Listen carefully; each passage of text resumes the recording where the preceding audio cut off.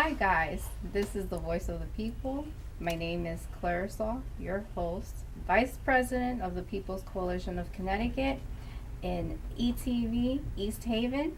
And this is my co-host, Henry Candido, the founder of the organization. Today, we like to welcome our guest, LaQuvia Jones, a leading founder of Dante Deshawn Meyer Foundation, more than just a name and more than just a number. Had also joined our organization as well, and she is a spiritual speaker, shares her experience of her lost loved one, and gives towards words of encouragement, healing, and faith. So, hi. Hi. So,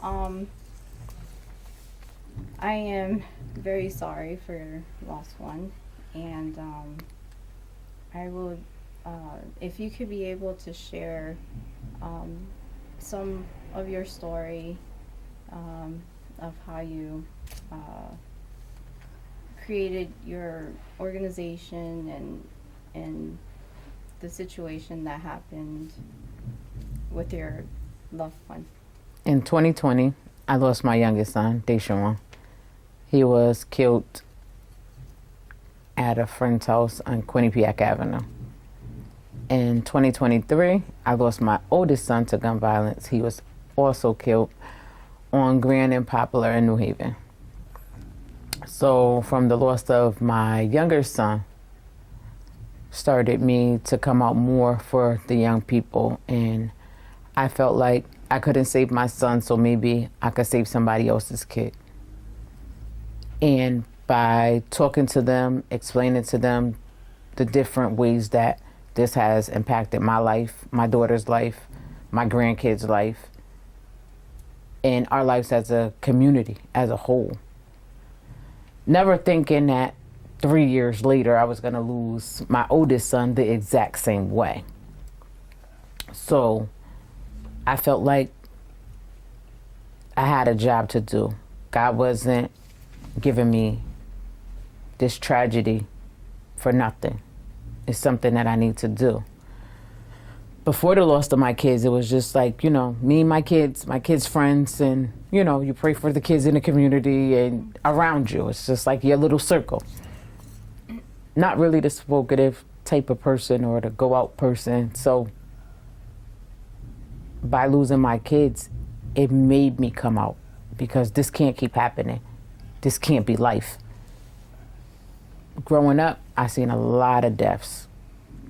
Lost people, friends, family members. But it doesn't hit you the way that it hits you when it's your own.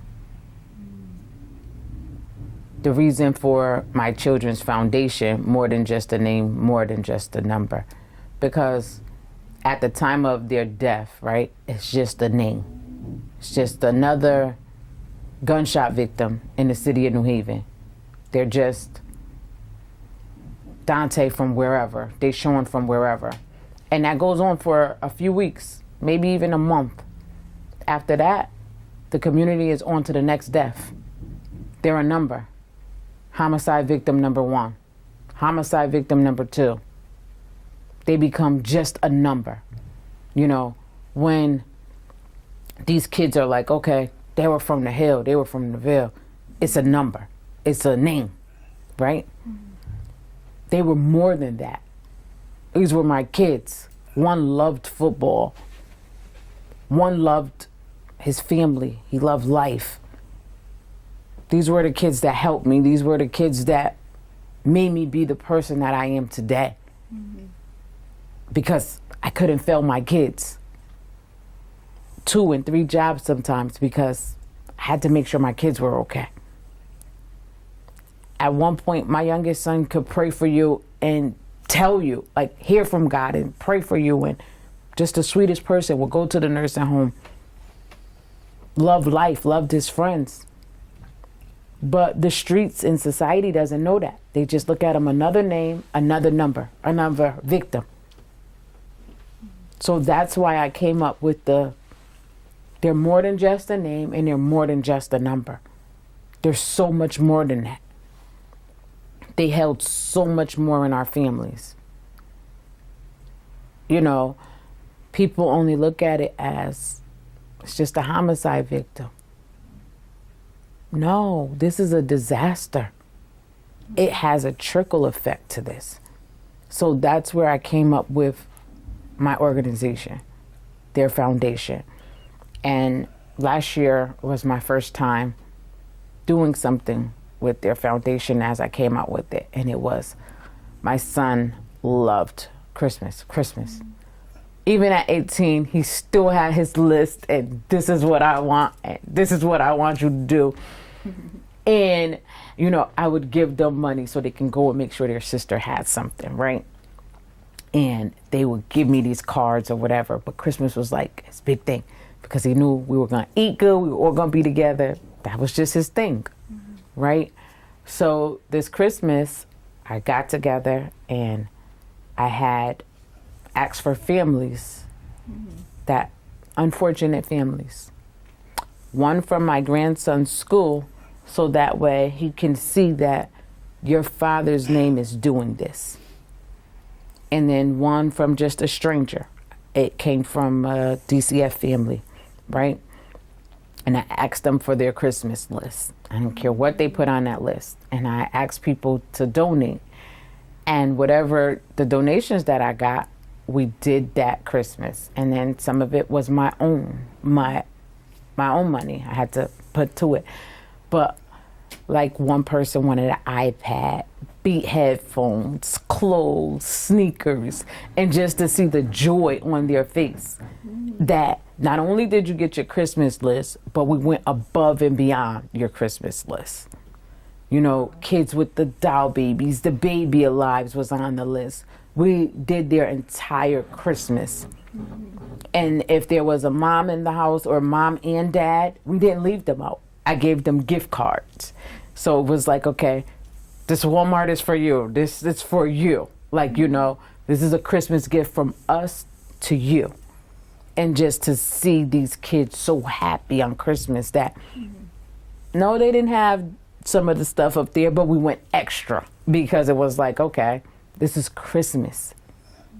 It was such a joy to be able to take Christmas back, where I wasn't putting up a Christmas tree. I didn't want to.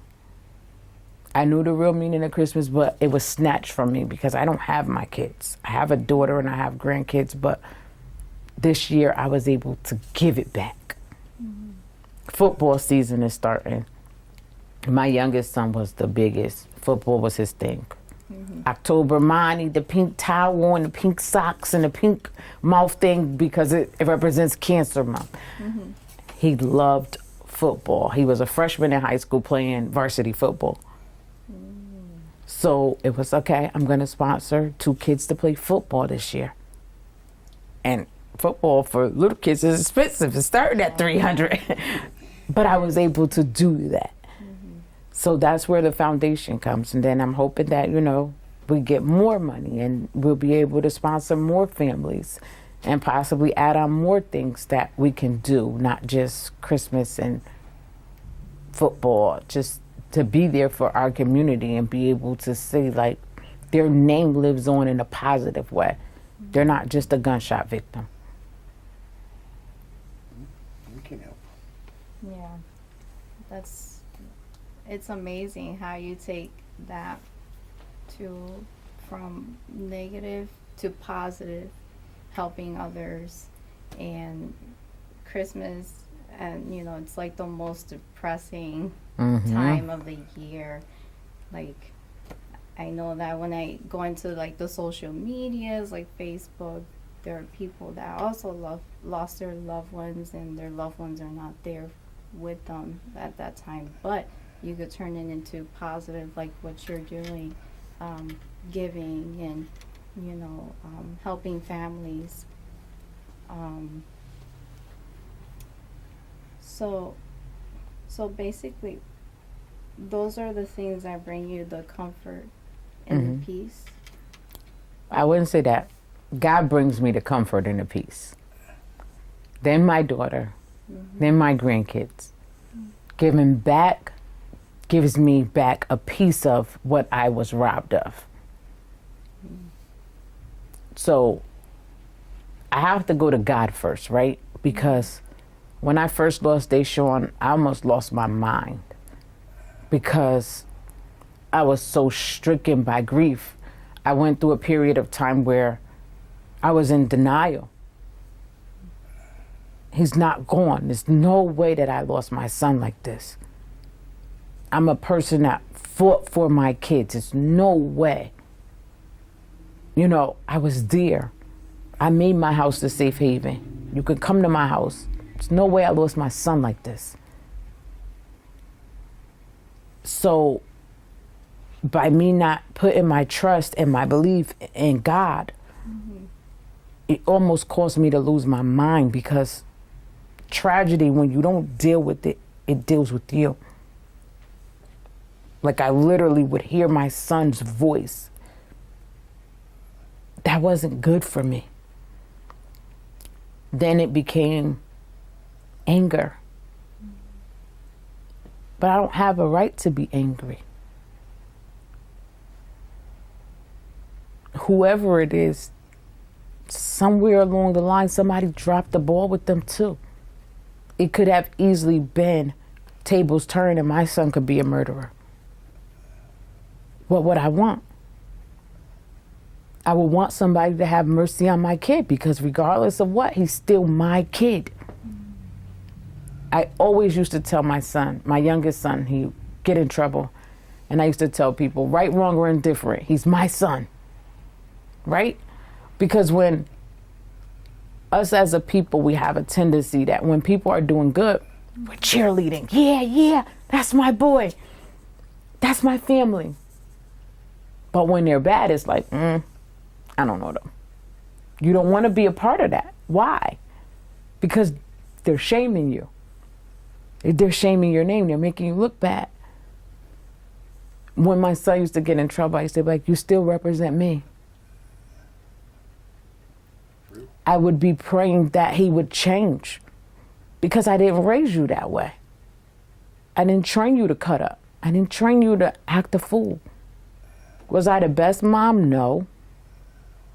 But I did my best. I can wholeheartedly say I did what I thought was best. I fought for you. No matter what circumstance he was in, I was there. I never turned my back. I never left. So when he was doing bad, it was me praying. It was me constantly, no, it's not happening.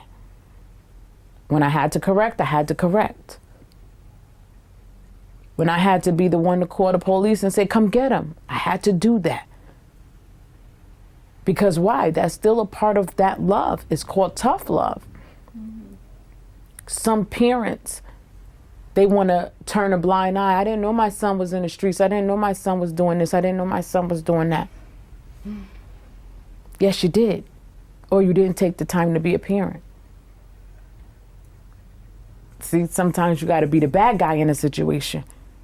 It was times I had to be that bad guy because I know my son was doing wrong. Come get him. But in my youngest son's case, the system failed him. Because they would say, he's a good kid. He's a straight A student. Yeah, he is. He's great at football. He's a straight A student. He's good. He's very smart. He's always been smart. That's just the way God made him. But that does not stop the fact that when he's not in school and when I'm not around, he's doing wrong, right? And because the laws change and these people that are making these laws, they're not in our community, so they don't see reality. When you say a 16-year-old does not have the mindset, and as long as it's not a death, you send them home after 2 weeks. No, that's wrong. When your kid was little, right, and they do something bad, right, what you do? You put them in timeout. If they keep doing it, you take the TV away, right? So, because that shows them that, no, what you're doing is not right and it's not acceptable, right? Yeah. when they get older, you take electronics away, whether it's a cell phone, the TV for a week. You take these things away because you're showing them, I'm not pleased and I'm not going to accept that. And what do? They change so they can earn their stuff back. When they become of age and they start doing things in the community that's wrong, that's where the law comes in at. It's harder. And even though police will arrest you, but if the law behind them is not going to hold to that, it's pointless, right? So that gives the kids a battery in their back that say, hey, they let me out and I stole a car. Oh, next time I'm going to knock you upside the head and do it, right? Because that battery says that I can do what I want and not get in trouble for it, right? But at some point, you're going to come across a person who's not going to permit you to take their stuff, and you're going to lose your life, right? And now you're that parent on the news crying, my kid was a good kid, when you know your kid was a terrorist. And you did nothing about it.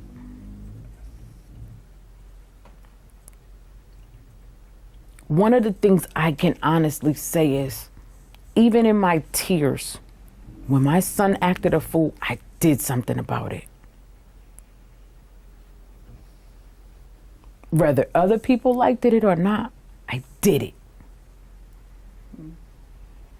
Why my oldest son was killed to today, I don't understand it.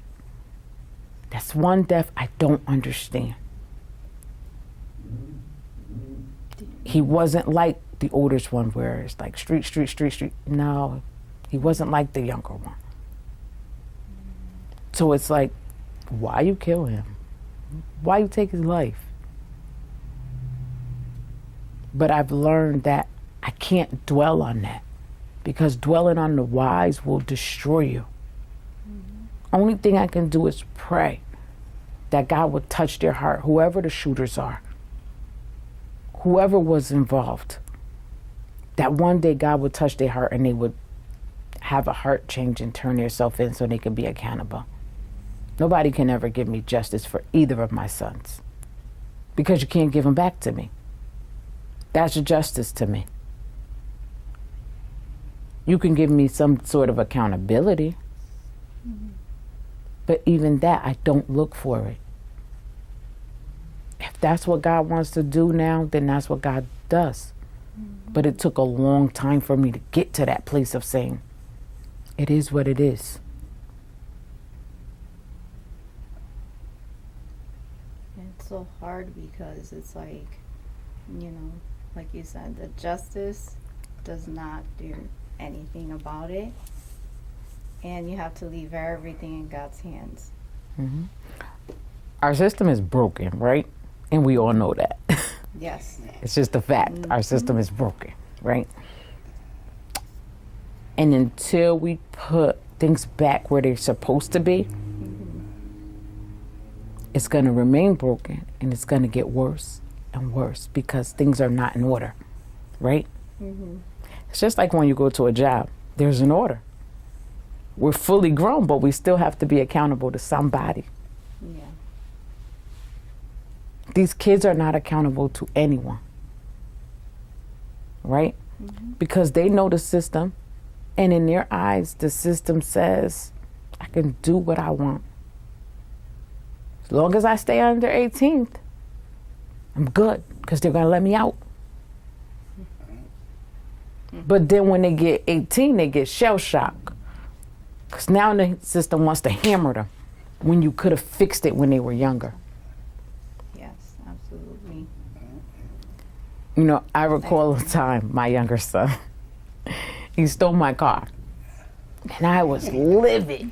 And I called the cops. I wanted him arrested. And they're like, ma'am, it's not stealing a car because you're his mother. It's called taking without permission.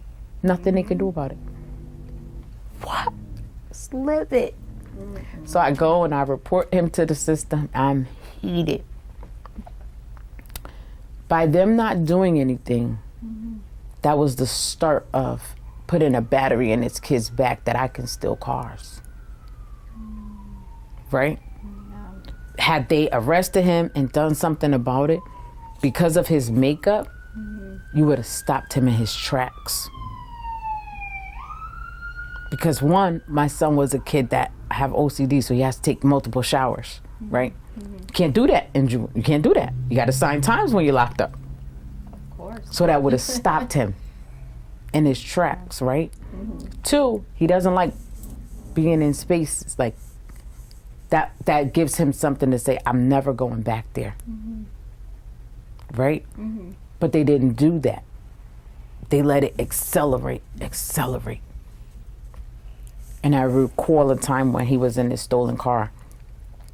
And my oldest son called me and he's like, "Ma, they're chasing them and Daddy's in the car with them." And I'm like, "What?" It was different. New Haven, East Haven, couple of police departments chasing these kids, right? So they get my son, they catch him. My son was tased in the butt. He's like, "Ma, they tased me." So what? They should have did more. I was so mad. So we get to court and the judge is going to release him again.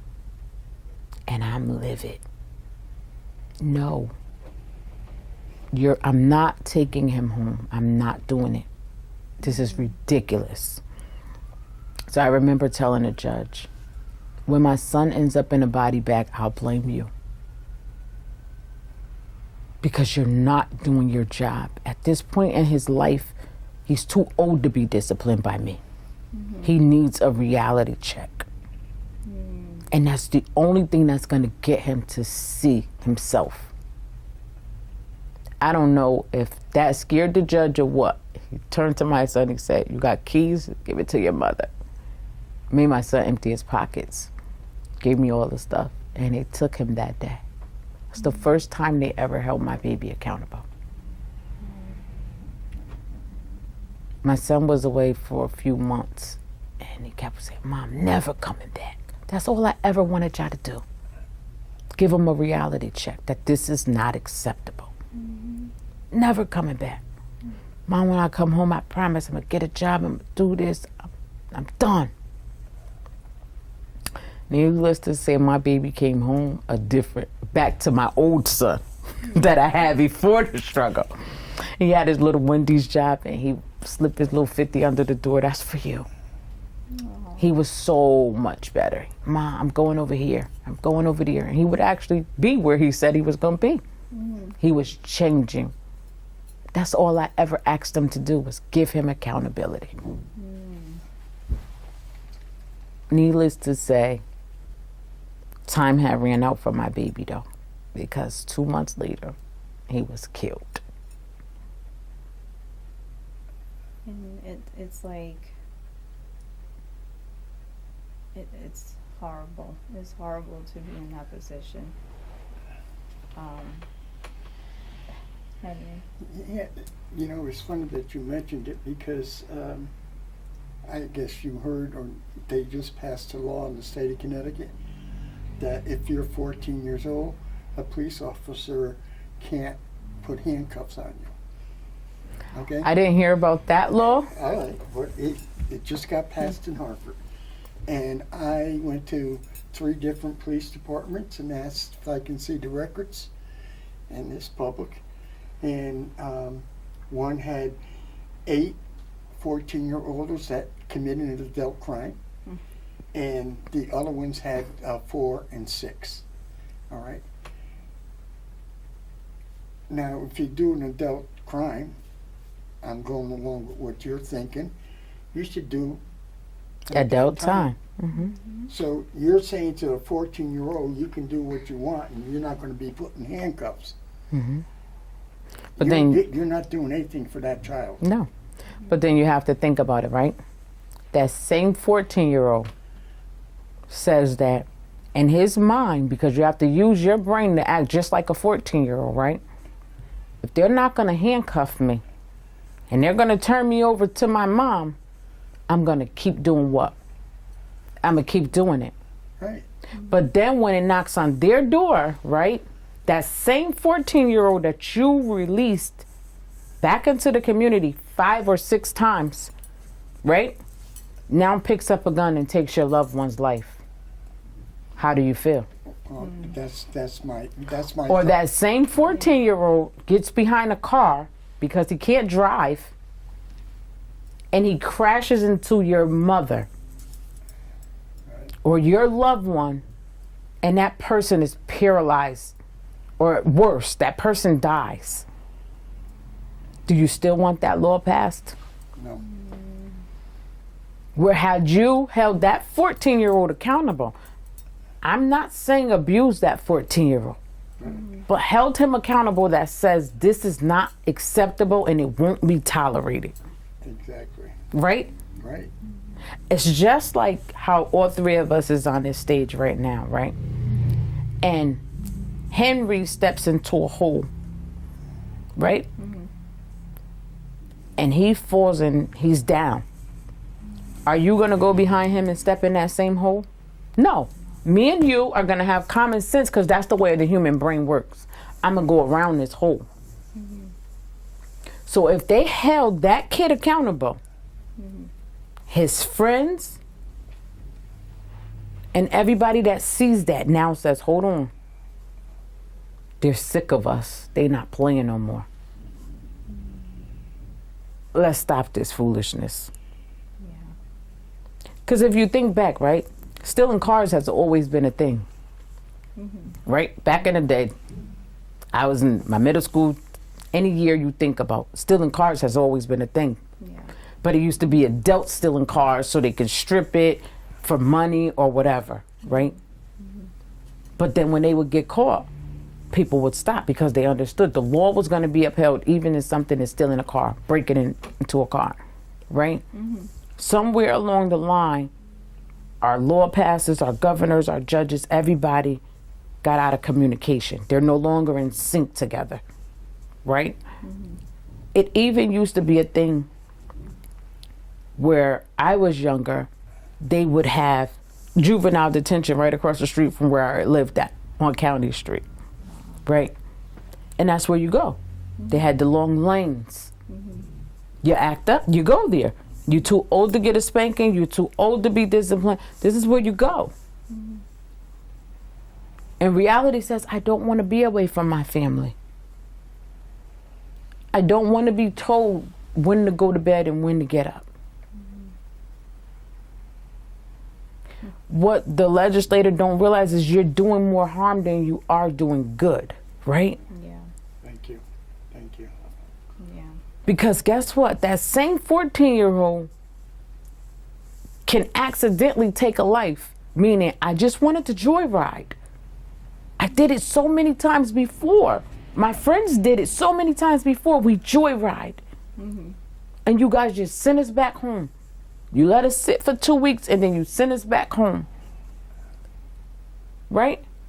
But this one time we joyrided and somebody dies. Quay dies. I die. Now you're saying you're taking away my entire life. That's not fair. Because now, guess what? My murder has to be accountable for. So those same 14-year-olds that you didn't put in handcuffs the first time, that let them know this is not acceptable and it won't be tolerated. Accidentally, because they never set out to kill anyone. They just think that it's fun. They kill me. Now you're going to throw the book at them and you're going to hold them accountable. Or they crash a car and your friend dies that's in that car. They don't comprehend that. Why am I in trouble now? I wasn't in trouble before. And this goes back to what I was saying. Until we get back in line, you have to put God first, the government back in line, the judges back in line, the police back in line, the community back in line, and we get back in sync. These kids are going to continue to run a rampage around us. Back when I was a kid, it was like, that's LaQuvia. She belongs to such and such. I'm telling your mother, right? You was a cop. She lives X, Y, and Z. I know her. She in my area. Why? Because everybody was in sync. Well, we were a community back then. Yeah, And we're no but that's longer the a problem. We're not a community anymore. Correct. And because we're not a community and the police are not don't have anybody to lock arms with. The judges are not locking arms with the cops, and the government is not locking arms with the judges. So everybody is now discombobulated. The puzzle is no longer a puzzle anymore. So all of these holes that's in between, these kids are going right in between. Right in between. And because of it, it's like they're laughing, he, because they are kids. Foolishness is bound in the heart of a child. That's what the Bible says. That's why God put parents over the children, not the children over the parents. And then the justice. And then you have the justice system over them. Yeah. That says, okay, you're not going to do your job. I'm going to step in and do it for you. We don't have that anymore. It's broken. So it's like they're taking. So they're taking advantage. They're taking it on. And you think that we've seen something now? We've seen nothing. It's going to keep getting worse because nobody is getting in line. And we're going to keep burying our kids. It used to be a time when we bury our parents. I've always prepared my kids for the day that I die. Y'all stick together. Y'all make sure each other is good. Listen to me. Buy a house so you always have somewhere to live. I don't care if you fight, you argue, get it together after. Don't ever abandon each other. It's the way I always taught my kids. Nobody prepared me for the day that I would have to bury them. Never even crossed my mind. I was one of those crazy people.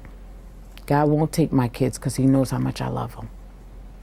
He knows how I am about my kids. I buried 2 in 3 years.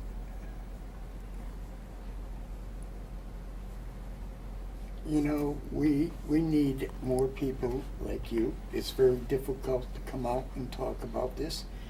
And I believe that it is difficult for a lot of people, and we're finding that out more and more that we're getting involved with it. And we're happy that you are here today and that you're involved with us now. I think we have to get more of the families like yourself to come forward, because if we come forward as a organization or as a group, we can do more. Numbers speak louder than words. We need the numbers. We need to, I don't like to use the word, but we need to protest. But you know what? And this is where it gets tricky for me, right? Like, I know you laugh about, oh, I had to investigate you before I was willing to come up here, right? Right. A lot of people get a lot of numbers, right? And a lot of people say a lot of things, but there's no action behind your words, Thank you. right? You can get 10,000 people in a room, right? That's a lot of people. But if everybody is not willing to do something and keep hold to what it is that they're talking about, it means absolutely nothing. You're 100% right. One thing about, I say my kids, right? Because my son's friends, my sons left me a lot of kids. Not just, they're like, my son had 3 kids, but I mean like they're friends, right? And they call me Ma, and I talk to them, and we hang out sometimes. One thing about these kids, right? They know real from fake, right? They know me. They knew that if I said I was telling, I'm telling. And I stuck to that. But they respect that. Even though they don't like police, they knew that. Don't do it around Ma, she telling on us. I got this one son, right? And they used to always steal cars. I'm telling. I would flatten the people's tires. I'm telling. Call the people, come get there's cars on my streets that don't belong here. But he knew that. He knew that about me. Loved me to death. I begged this kid, when you come home, just change. It's not worth it. It's not the revenge. It's not worth it, right? He didn't listen. He ended up with a lot of jail time. right? But guess what? That kid still calls me. If not every day, every other day. Mom, you good? We're texting. Why? Because I kept it real with them. They knew that whether I was standing in front of people, I'm the same. Or whether I was in my house. I stood in front of everybody and I let it be known I don't want revenge. I don't want y'all out here killing in the name of my kids. It doesn't give me my kids back, right? I wasn't behind closed doors saying, get them. They're talking about them. Get them. They're destroying their graves. Get them. I stayed the same person. On my angry days, my kids know if she's not picking up the phone, it's not a good day. Why did I isolate? Because I know I'm still human. They don't need to see to hurt me. They don't need to hear me saying something that I can't take back. I let you know I'm hurting. Today ain't a good day. Right?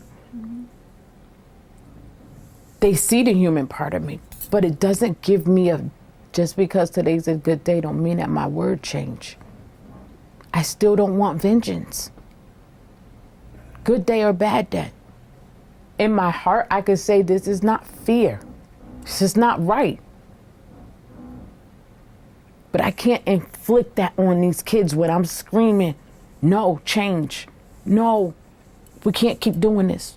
No, don't put somebody else in my shoes. Just because it's a bad day don't give me a right to change. And that's the problem.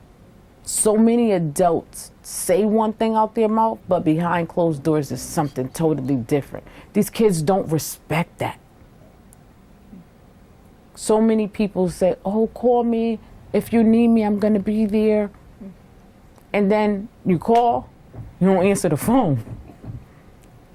You call, oh, no, I'm not available. Thought you said call you. That's a cliche. When you lose your kid, everybody and your mother is coming to your house, right? They're all coming, bringing food. Everybody's around. People don't realize I don't need you when it first happened. I need you after the casket closes. That's when it gets real. That's when reality sets in that I'm never going to see them again. That's when I needed you. I didn't need you for show at the funeral. I don't need you to walk down that aisle with me. I need you when it's late, 1, 2, 3 in the morning, and I can't sleep. That's where God comes in at. That's where I can only say, God, help me. That's the part of life that we don't show these kids.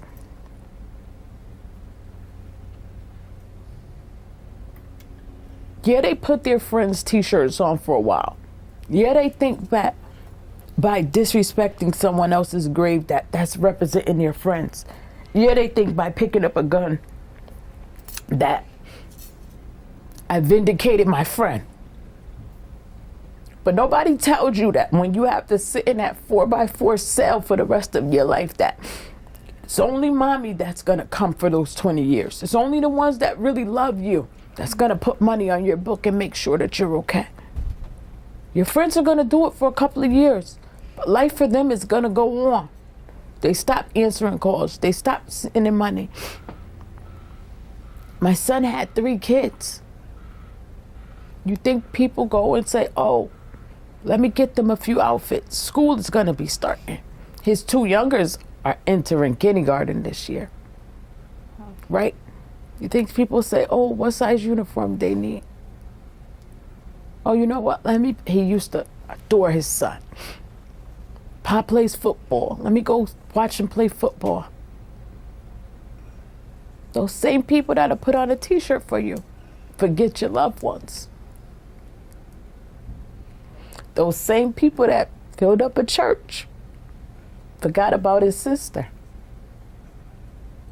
Right? Because why? The lights and cameras no longer going. There's no show to put on. This is the reality that we say and we hide from our kids. So they continue to cause and inflict pain.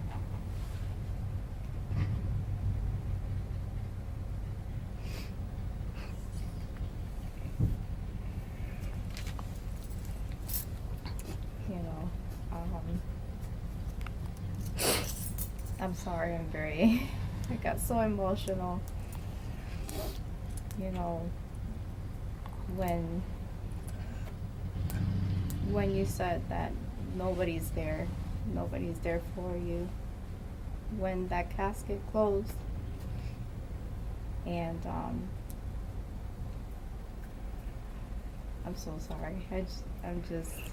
I have to, It touched my when heart. I say nobody, I don't mean like family-wise, because my family is there. I have people in my family that really are there. My church family, Yeah, they're there. for sure. But I mean like the same people in the community who said they would be there.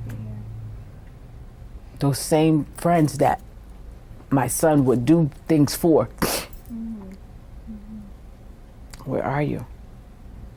People always say, so when I say nobody's there, that's what I mean. Okay. Like I have relatives, I have a church family that will pray me through anything. I have an awesome pastor, but when I say nobody's there, I mean these people, right, that was all there. They were all piled up. Everybody was piled up. These friends that so cool, love you so much, put your t-shirts on, release balloons for you. Where are they? Yeah. Right? They'll Facebook all day because it's lights, camera, action. Yeah.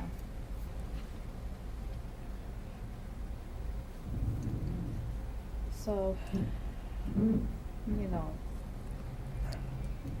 advocating this for stopping the violence,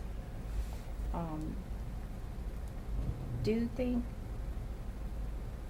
when we had this motorcade, do you think it'll make an impact toward this community?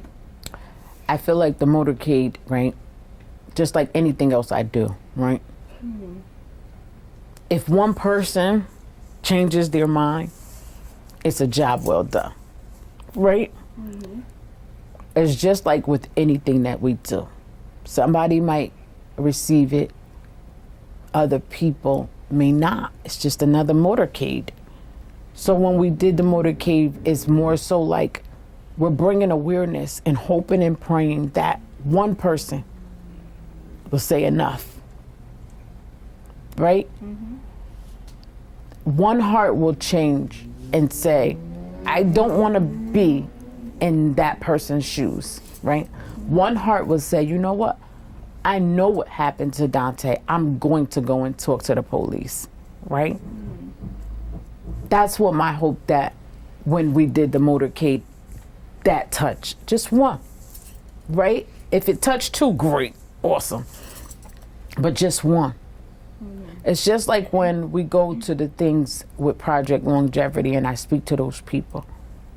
If one person out of that group hears me, I did a job well done. When we go to the schools, if one kid decides I'm never picking up a gun, it's a job well done, right? I look at myself, right, in the community and environment I was brought up in. I never liked it the way drugs did people, right? So in my young mind, I made up drugs is not for me. Even certain medicine, I'm not taking it because if it makes me impaired or make me feel like I don't know what I'm doing, I don't want it. I don't want to be a part of it. It's the same exact thing. If one person gets it to where I'm not picking up a gun, I see something, I'm going to say something. The motorcade was a success. Absolutely. That's what we are trying to advocate and looking for to change not just New Haven, but to all the cities of Connecticut. and as well to all the nations Mm-hmm. that are going through the same thing. Yeah. Because a part of it, right, the nation looks at, we say that when we see the mass shootings, then it's like it's a mass thing, right? Mm-hmm. Gun violence is the same thing. Yeah. In our little old community, all of these people losing their lives to gun violence. It's a tragedy, it's an epidemic. But because we're so used to it, it becomes the new norm. Mm. It's just another person going until the next person comes and go. Yeah. So, I would like to thank you and for coming into our show today. I am so glad you appreciate it. Thank you for inviting me. You're welcome. Henry? I just wish that everybody that tunes into this watches the whole thing and take what she says as a message. She's sending a message out to all the communities. And if we get together and we can work together, we can change it. We can change it. I believe that. I think God wants us to change it. Mm-hmm. But it takes, and I'm glad you're here, believe me. God has given you a calling, and I'm so happy that you're doing it. Thank you. Be there. Mm-hmm. All right? You let us know when. Well, you're part of the organization now. When you want something, we'll do the fundraisers for you and raise the money so you can do what you want for Christmas or anything. We'll do the fundraisers. Thank you. Okay? Appreciate it. All right. Well, thank you everybody for listening to our show, for tuning in. We really appreciate your time. See you. Thank you. Thank you.